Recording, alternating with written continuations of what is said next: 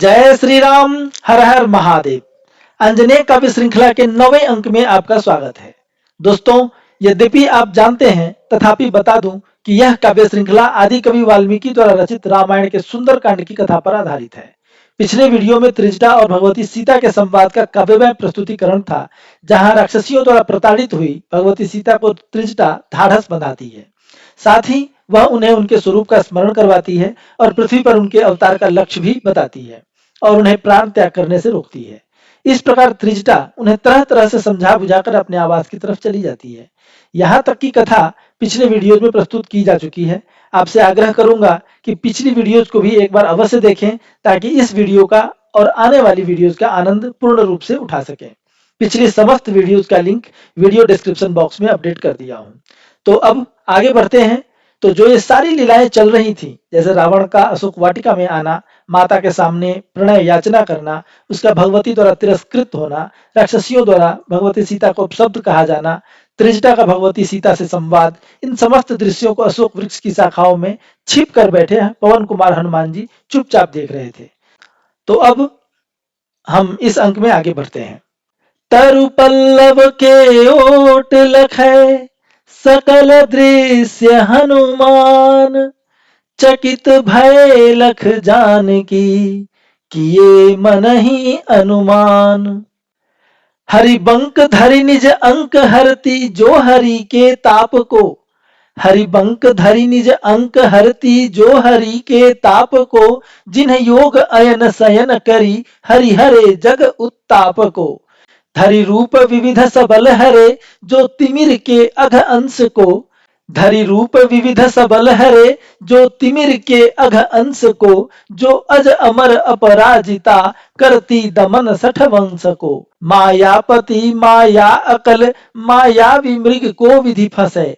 मायापति माया अकल, मायावी मृग को विधि फंसे। चारा चरे ज्यों मीन निज, चतुराई वस वंशी डसे। वही शक्ति स्रोत सबल अबल, विह्वल कवल दस कंठ के। वही शक्ति स्रोत सबल अबल, विह्वल कवल दस कंठ के। रोती कलपति रटती, नामावली निज श्रीकंत के। भीरु भी है सबल भी, माया प्रबल अपराजिता। भीरु भी है सबल भी, माया प्रबल अपराजिता। निज तप स्वयं वह सुरक्षित, राघव की ही है परिणीता।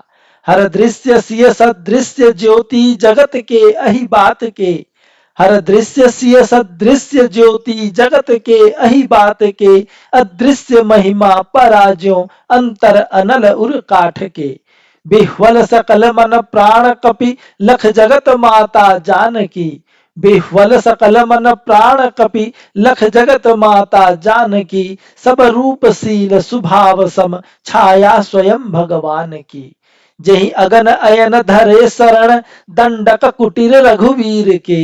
जहि अगन अयन धरे शरण, दंडक कुटीर रघुवीर के। छाया धरे काया कुशल, माया रचे भव पीड़ के। तब हनुमान जी सोचते हैं कि जो योग निद्रा के रूप में तीनों लोकों का पालन करने वाले श्री हरि विष्णु को अपने अंक में धारण करती है और उनके श्रम को दूर करती है, जो विभिन्न रूप धारण करके अंधकार और पाप रूपी राक्षसों का विनाश करती है, जो अपराजिता है, जो अजन्मा है, वही देवी भगवती सीता भी है, जो मायापति की असीम महामाया है। वह एक माया मृग के बहकावे में आ गई, यह आश्चर्य की बात है। या कहीं ऐसा तो नहीं कि जैसे चतुर मछली चारे को निगलकर अपने प्राण गंवाती है, वैसे ही यह रावण भी, उसने भगवती सीता को चारा समझकर अपने काल को ही हरण कर लाया।